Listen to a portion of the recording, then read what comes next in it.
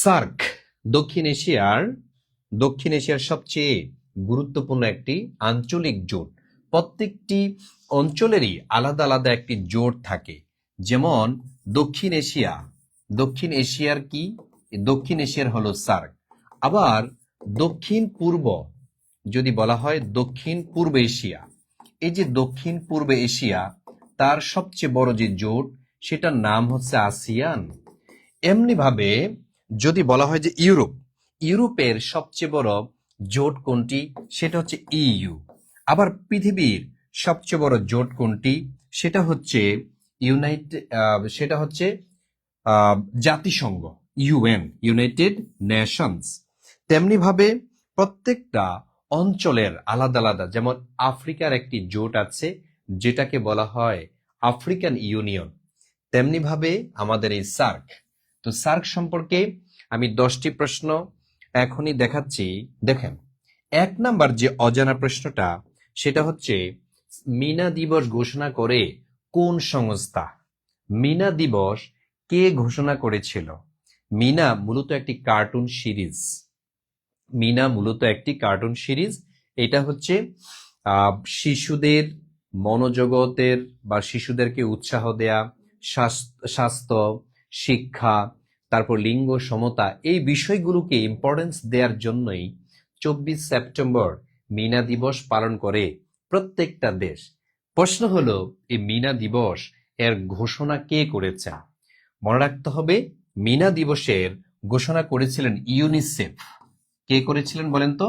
UNICEF Mina দিবস ঘোষণা করেছিলেন। অপশনের মধ্যে যদি ইউনিসেফ খুঁজে না পান, অবশ্যই সার্ককে দিতে হবে মিনা দিবস এর ঘোষণাকারী হিসেবে। 1998 সালে মনে রাখবেন এই ঘোষণাটা এসেছিল মিনা দিবস। পরীক্ষাতে আসে মিনা দিবস কোনটি? মিনা দিবস হলো 24 সেপ্টেম্বর। তাহলে মিনা দিবস কোনটি? মিনা দিবস হচ্ছে 24 সেপ্টেম্বর। প্রতি বছর আমরা 24 সেপ্টেম্বরে এই মিনা দিবস পালন করে আসছি। আবার 1993 সালে মনে রাখতে হবে, 1993 সালটা খুবই গুরুত্বপূর্ণ। এই 1993 সালে মিনা কার্টুন চালু হয়। এই যে মিনা কার্টুন চালু, এটা কত সালে হয়েছিল? 1993 সালে চালু হয়েছিল। 1993 সালে মিনা কার্টুন চালু হয়েছিল, যেটা 29টি ভাষায় প্রচারিত হতো। 29টি ভাষায় প্রচারিত। পরীক্ষাতে আসে মিনা কার্টুন বা মিনা সিরিজ কার্টুনটা এটা কত সাল থেকে প্রচারিত হতো? 1993 সাল থেকে। পরবর্তীতে ইউনিসেফ এবং সার্ক কর্তৃক এটাকে গুরুত্ব দেওয়ার জন্য একটা দিবস ঘোষণা করে, সে দিবসটাই হলো 24 সেপ্টেম্বর।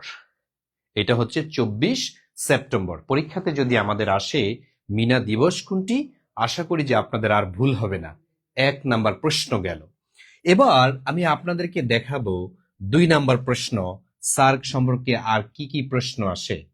এবার আসেন 2 নং প্রশ্ন। এখানে বলা আছে সার্ক দিবস কোনটি? 8 ডিসেম্বর, 8 জানু, 3 এপ্রিল, 3 ফেব্রু। আচ্ছা, এখন প্রশ্ন হলো সার্ক প্রতিষ্ঠা হয়েছে যেই সালে এবং যেই তারিখে। সার্ক যেই তারিখে এবং যেই সালে প্রতিষ্ঠা হয়েছে ওটাকেই মূলত সার্ক দিবস বলা হয়ে থাকে। তাহলে সার্ক দিবস কোনটি আপনারা কি জানেন? যদি পারেন কমেন্টে জানাইয়া দেন। যেমন জাতিসংঘেরও এরকম দিবস আছে, যেমন ঢাকা বিশ্ববিদ্যালয় যে প্রতিষ্ঠা হয়েছে তারও কিন্তু একটা দিবস আছে। যেমন এই যে বাংলাদেশেরও কিন্তু দিবস আছে। প্রত্যেকটা সংস্থারই আলাদা আলাদা একটা দিবস আছে।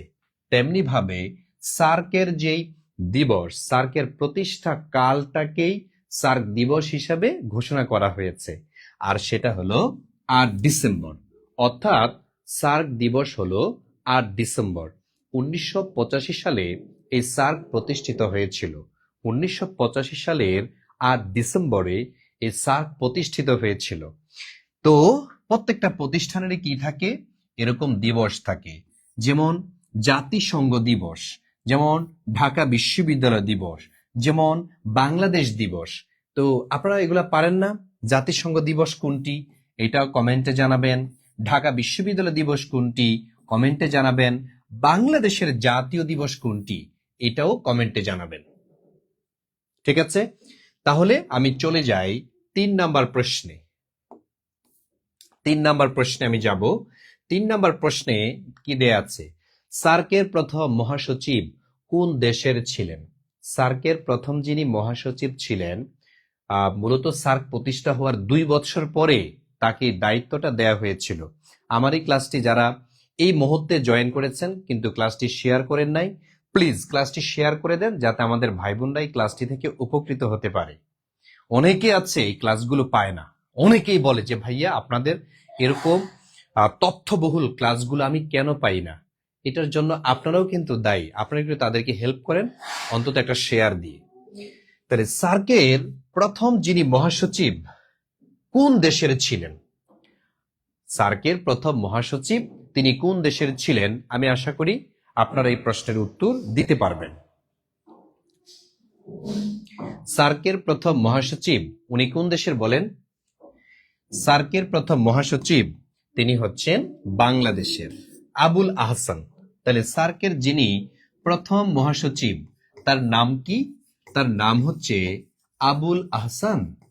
এই সে আবুল আহসান, তিনি হচ্ছেন সার্কের প্রথম মহাসচিব। আর সার্কের যদি বলা হয় 15তম অথবা বর্তমান মহাসচিব কে, মনে রাখতে হবে ওনার নাম হচ্ছে ডক্টর গোলাম সরওয়ার, তাও বাংলাদেশের। এই যে গোলাম সরওয়ার, উনি 2023 থেকে বর্তমান পর্যন্ত তিনি দায়িত্ব পালন করছেন।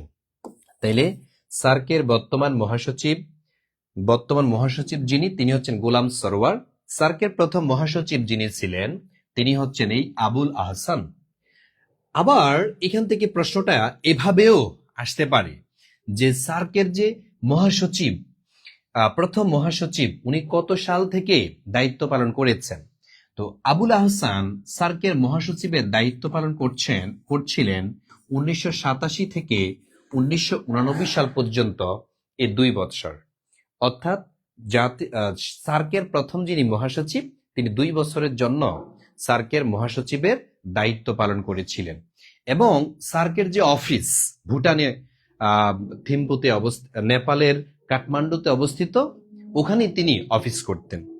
ঠিক আছে, এই হচ্ছে 3 নাম্বার প্রশ্ন গেল।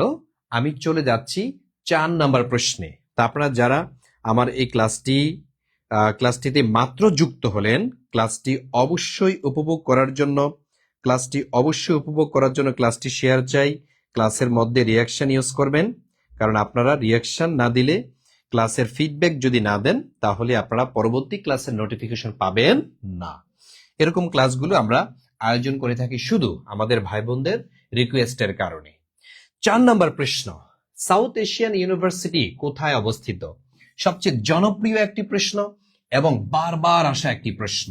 সাউথ এশিয়ান ইউনিভার্সিটি কোথায় অবস্থিত? এটা কি জাপানে, নাকি ভারতে, নাকি বাংলাদেশে, নাকি ভুটানে? মনে রাখতে হবে সার্ক প্রতিষ্ঠা করেছে যে বিশ্ববিদ্যালয়টি, এটাকে বলা হয় সাউথ এশিয়ান ইউনিভার্সিটি অথবা সার্ক ইউনিভার্সিটি, যেটি 2010 সালে প্রতিষ্ঠিত হয়েছে।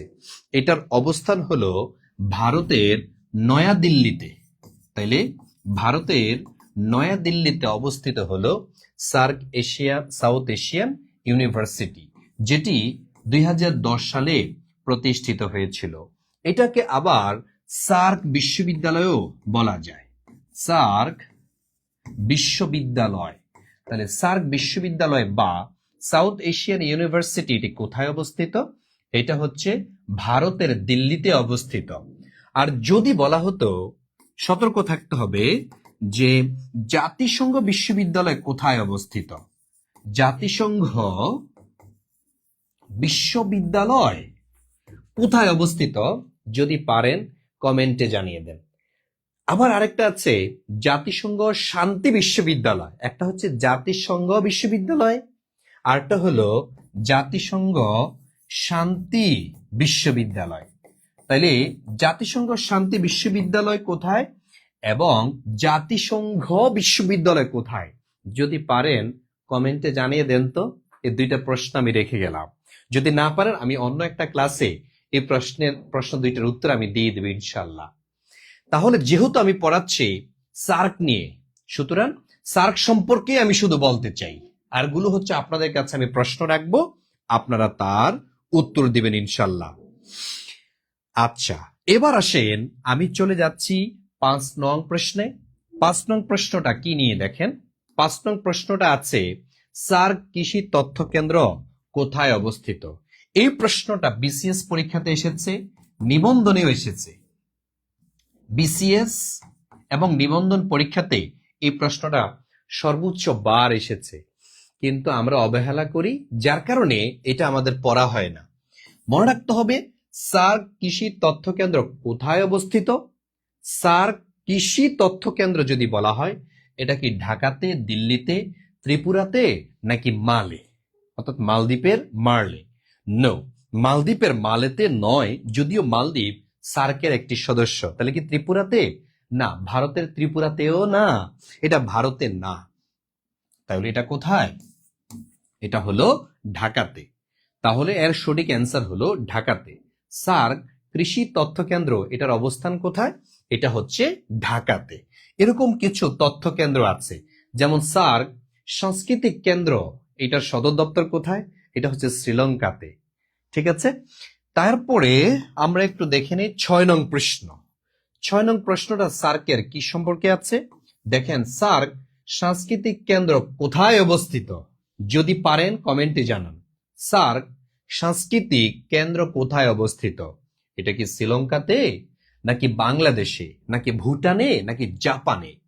সার্ক সাংস্কৃতিক কেন্দ্র, এটার অবস্থান কোথায় পড়েছে? মনে রাখতে হবে সাংস্কৃতিক এই স, যেহেতু স তার মানে হচ্ছে শ্রীলঙ্কা। সার্ক সাংস্কৃতিক কেন্দ্র কোথায় অবস্থিত? এটা হলো শ্রীলঙ্কাতেই অবস্থিত। আচ্ছা, সার্ক সাংস্কৃতিক কেন্দ্রটা আমরা জানলাম। 7 নং প্রশ্নে আমরা চলে আসি। 7 নং প্রশ্ন, এখানে বলা আছে সার্কের 19তম সম্মেলন 2016 সালে স্থগিত হয়। সার্কের কততম সম্মেলন? এটা মূলত সার্কের কততম সম্মেলন 2016 সালে স্থগিত হয়? 17তম, 18তম, 19তম নাকি 20তম? প্রশ্নটা ছিল এমন। তাহলে সার্কের কোন সম্মেলনটার পরে এই পর্যন্ত আর সার্কের কোন সম্মেলন হয় না, অথচ প্রতি বছর অন্তর অন্তর সার্কের সম্মেলন হওয়ার কথা ছিল। পাকিস্তান এবং ইন্ডিয়ার গাদ্দারির কারণে, তাদের ভুল বুঝাবুঝির কারণে, তাদের রেশারেশির কারণে সার্কের অন্যান্য সদস্য দেশগুলো সার্ক থেকে সুবিধা নিতে পারছে না। পাকিস্তান এবং ইন্ডিয়ার কারণেই মূলত 2016 সাল থেকে সার্কের আর সম্মেলন হয় না। প্রশ্ন হলো সার্কের কততম সম্মেলন 2000 সালে স্থগিত করা হয়েছিল? সেটা হবে 19তম সম্মেলন। সার্কের 19তম সম্মেলন 2016 সালে স্থগিত করা হয়েছিল। এই পর্যন্ত সার্কের আর কোনো সম্মেলন হয় নাই। আচ্ছা, এবার আমরা দেখব হচ্ছে আর পরের প্রশ্নটি।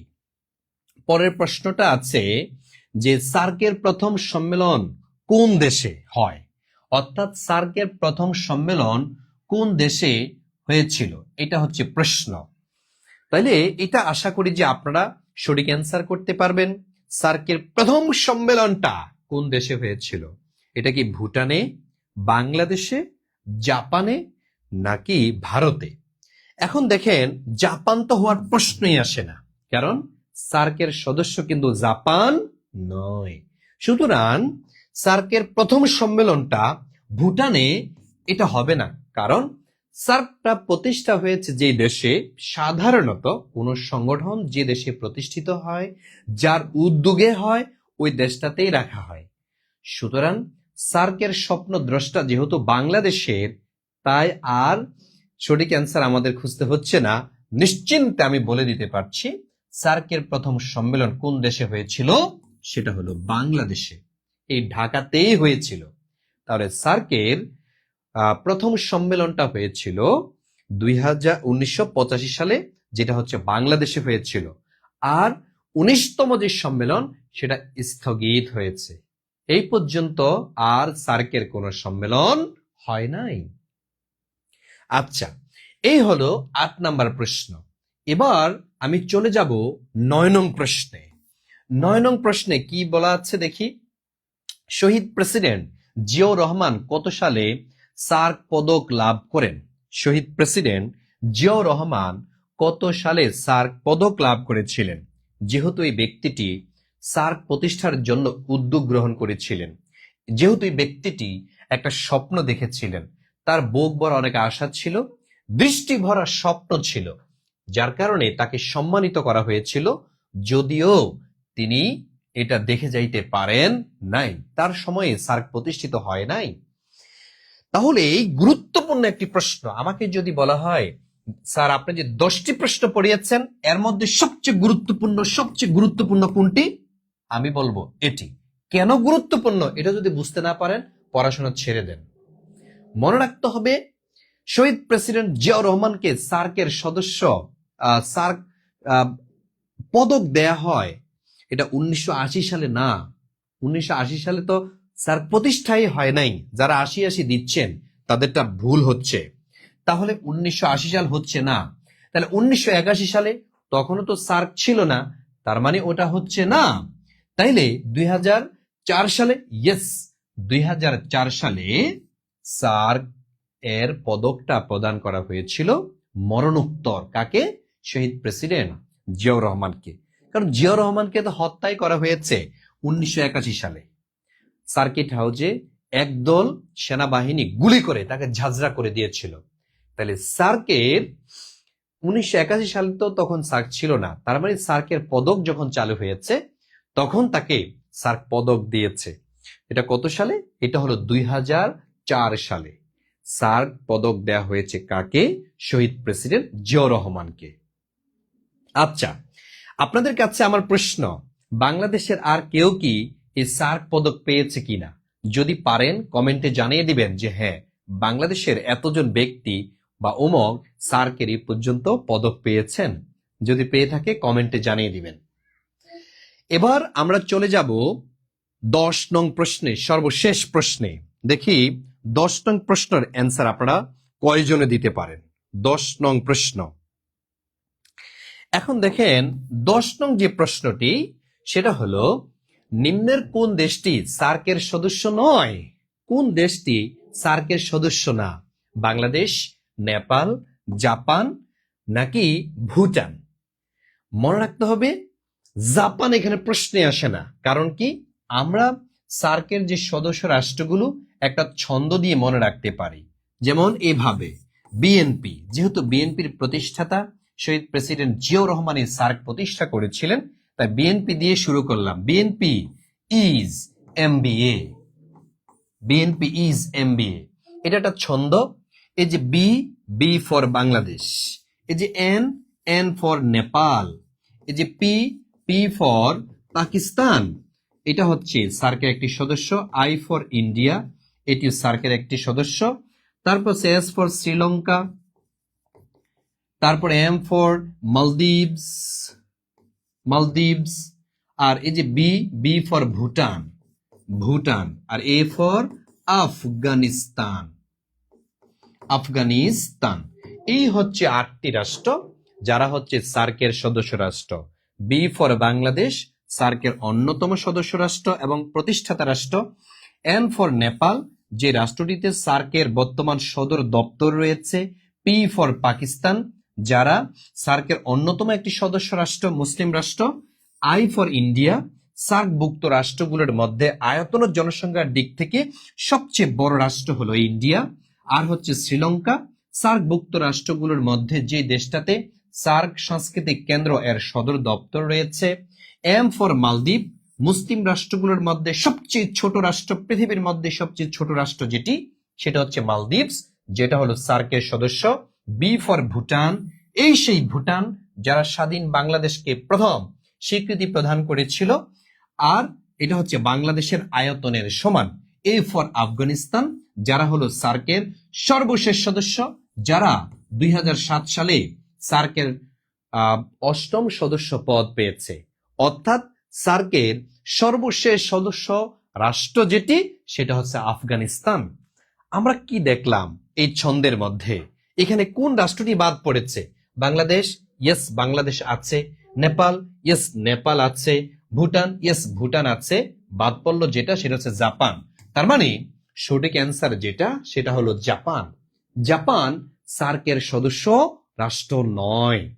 জাপান কিন্তু সার্কের সদস্য রাষ্ট্র নয়।